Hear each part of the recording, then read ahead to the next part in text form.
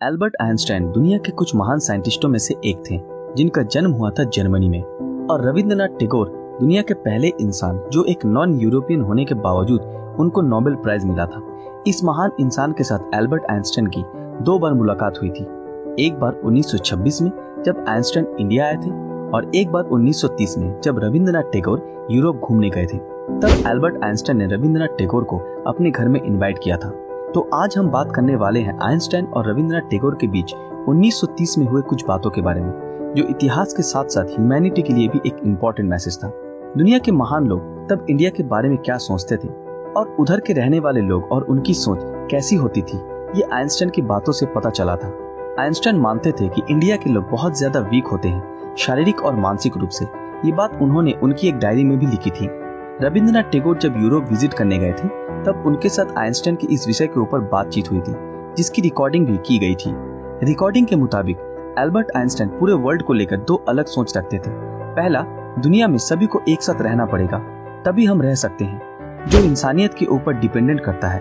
और दूसरा, दुनिया को कोई फर्क नहीं पड़ता हम मनुष्य रहें या ना रहें, क्योंकि ये दुनिया आजाद है।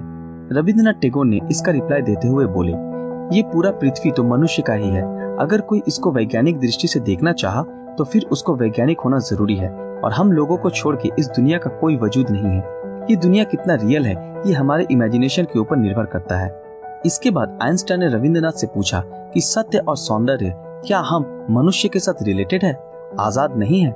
रविंद्रनाथ इसका रिप्लाई देते हुए बोले, नहीं, ये सब मनुष्य के साथ रिलेटेड है, यानी आजाद नहीं है।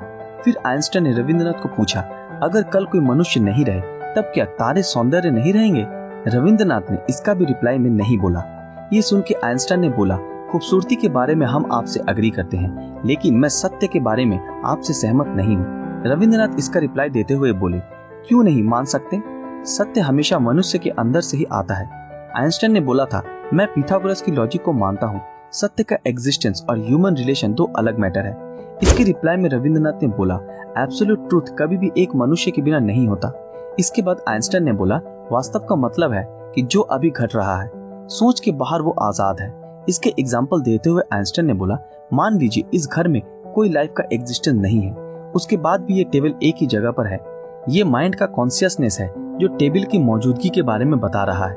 रविंद्रनाथ ने बोला, हाँ ठीक कहा, वास्तव मनुष्य के बाहर रह सकता है, लेकिन पूरे विश्व मानव संसार के बिना नहीं। इसके बाद आइंस्टाइन ने बोला, इस घर में कोई न रहने के बावजूद भी ये टेबल यहीं पर है, लेकिन आपकी नजर में इसका कोई एग्जिस्टेंस नहीं है, क्योंकि हम इस टेबल को डिस्क्राइब नहीं कर सकते। हमारा एग्जिस्टेंस एक अलग तरह का होता है। ये बात हम ठीक से समझा नहीं पाएंगे, लेकिन ये बात हमारे लिए जरूरी है। इसके बाद रविंद्रनाथ ने बोला, आप जैसे चाहे समझे, मनुष्य और इंसानियत को छोड़ के अगर कुछ एग्जिस्टेंस करता भी है तो हमारे लिए उसका वजूद नहीं है। अगर हम इन दोनों की बातों को समझने की कोशिश करें तो एल्बर्ट आइंस्टाइन ये समझे थे कि रविंद्रनाथ की दुनिया ह्यूमन थिंकिंग से सीमित है, लेकिन रविंद्रनाथ ने आइंस्टाइन को ये बात अच्छी तरह से समझा दी थी कि ये दुनिया का सब कुछ मनुष्य की चिंता के ऊपर है।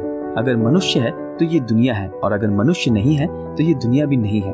अगर हम इसको सीधी समझने की कोशिश करें तो ह्यूमन ही है जो इस दुनिया को अपने नजरिया से देखता है। ह्यूमन ही है जो इस धरती को अपने बनाए हुए नाम दिया। सिर्फ धरती ही क्यों, इस सोलर सिस्टम, इस गैलेक्सी या फिर एनिमल्स को भी अपने बनाए हुए नाम दिया। अगर ह्यूमन है तो सन का नाम सन है। अगर ह्यूमन ही नहीं बचे तो सन का नाम सन कैसे रहेगा? क्योंकि अगर कोई एलियन इस सोलर सिस्टम में है तो वो हमारे सन को शायद दूसरे कोई नाम से पुकारता होगा। तो यही बात रविंद्रनाथ ने आइंस्टाइन को समझाई। ह्यूमन के बिना जो भी रहेगा वो तो रहेगा ही, लेकिन उसकी कोई वजूद नहीं होगी। तो दोस्तों, आपको क्या लगता है, क्या रविंद्रनाथ टैगोर ने जो बात बोली वो सही है? अपनी राय हमें कमेंट में जरूर बताएं। और अगर ये वीडियो आप लोगों को पसंद आया हो तो इस वीडियो को लाइक, कमेंट और ज्यादा से ज्यादा शेयर जरूर करें। दोस्तों, क्या आपने हमारे फेसबुक पेज ब्रीदिंग नॉलेज को फॉलो किया है? अगर नहीं किया तो अभी तुरंत कर लें। तो फिर मिलते हैं आपके साथ अगले वीडियो में, तब तक के लिए अलविदा।